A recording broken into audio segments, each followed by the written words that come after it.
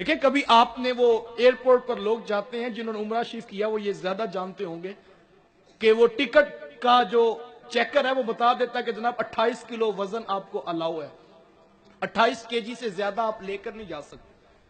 जो दो दाना बीना लोग होते हैं वो घरों में वजन करके बैग फिर जो है बाहर निकलते हैं। उन्हें पता होता है कि 28 से जो ऊपर होगा उस वक्त परेशानी बनेगी, तो टाइम जाया ना होगा, लिहाजा चलो हम अभी घर में वजन कर लेते हैं। तो साहिब, ये तौबा से कबल अपना मुहासबा करो, अपना वजन करो। किसी को दुख दिया है, तकलीफ दी है, किसी को अजियत पहुंचाई है, किसी का माल लूटा है, बाप को गालियां दी हैं, ये एक अलग जुर्म और दुखड़ा इस माशरे का। बाप को गाली देना जो अल्लाह कुरान में कह रहा, उस भी नहीं इनको कहना। और बेटा जो है वो गालियां देकर मुतमिन होकर सो जाता है, वो बोझ भी नहीं लेता इस बात का। आप हदीस उठाएं, अल्लाह के रसूल सल्लल्लाहु अलैहि वसल्लम ने जहां बहुत सारे लोग गिनवाए, हुजूर में शब बारात की रात में कबीला बनु कल्ब की बकरियों के बालों के बराबर गुनाहगारों को बख्शा जाता है, लेकिन मैं जो वालदैन का नाफरमान होता है उसको उस रात में भी बख्शिश नहीं दी जाती। कोई हाथ जोड़कर जो है वो माफी मांगे, 100 नफल पड़े, सारी रात इस्तिगफार करे, सुबह रोजा रख ले, वो ख्याल करता फिर सारे जुर्म धुल गए। ये मां बाप की नाफरमानी इतना बड़ा जुर्म है, हमें इस पे गौर करना होगा। मैं बहनों और बेटियों से कहना चाहूंगा, शोहरों की नाफरमानी ना करो, उनके सामने जुबान दराजियां ना करो। ये इस दौर का ये एक अलग दुखड़ा और एक अलमिया है कि यहां पर शोहर की नाफरमानी भी जुर्म नहीं समझा जाता, जबकि अल्लाह के रसूल क्या इरशाद फरमा रहे हैं। हुजूर फरमाया कि अगर मेरी शरीयत में सजदा जायज होता तो मैं बीवी को हुक्म देता कि वो शोहर को सजदा करे। जिसके हकूक इतने बताए गए हैं और चंद लम्हों की तकलीफ के इवज में उसकी नाफरमानी कर लेना।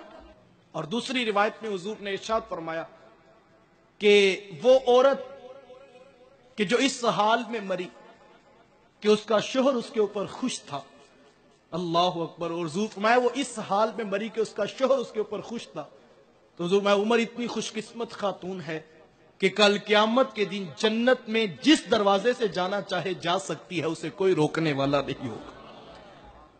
और मैं भाइयों से भी कहना चाहूंगा कि खाने में नमक कम होने पर घर तोड़ने की बातें ना करो। 100% ठीक कोई भी नहीं होता, लहजों में नरमी पैदा करो। तुम मर्द हो, तुम्हें तलाक का हक इसलिए नहीं दिया गया तुम तीसरे दिन घर तोड़ के बैठ जाओ। तुम्हारे ऊपर एतमाद किया गया था कि तुम बर्दाश्त करोगे, घर को आगे लेकर चलोगे।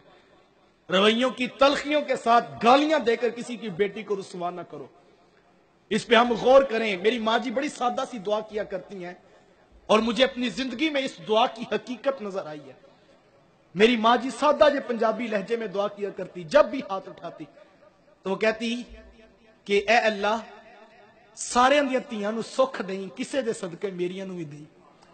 ये इतने हम अक्सर जब छोटे होते थे ना, ये बात समझ नहीं आती थी, लेकिन जब बड़े हुए तो ये बात हकीकत में देखी कि जो किसी की बेटी के लिए सुख मांगता है, रब उसकी बेटी को सुख देता है। लेकिन हम बड़े अजीब लोग हैं, हम अपनी बेटियों के सुख तो मांगते हैं, लेकिन जो घरों में बेटियां किसी की बहू बन के बैठी होती है, हम उनके साथ तराजू तोल के रखते हैं। क्या यार, एक बर्तन टूट जाए, मेरे मुआशरे में बहू को गालियां नहीं दी जाती? मेरे माहौल के अंदर बेटी को रुसवा नहीं कर दिया जाता कि तुझे काम करने का नहीं पता? क्या मैं गवारा करता हूं 100 रुपए की प्लेट की खातिर कोई मेरी बेटी या मेरी बहन को ससुराल में गालियां देता फिरे? क्या आप गवारा करते हैं? तो जो हमारे घरों में बैठियां हैं वो भी तो किसी बाप की बेटियां हैं। तो कदर करो इन चीजों की। कल हशर के मैदान में जब तराजू रखा गया तो मामला बड़ा सख्त होगा। ये हुकूकुल इबाद है, हमने इसके ऊपर गौर करना है। हुजूर फरमाया कि शब बारात की रात जहां पर कबीला कल्ब की बकरियों के बालों के बराबर बख्शिश और मगफरत सुनाई जा रही होती है, फरमाया वहां पर कातिल रहम के लिए कुछ नहीं रखा गया।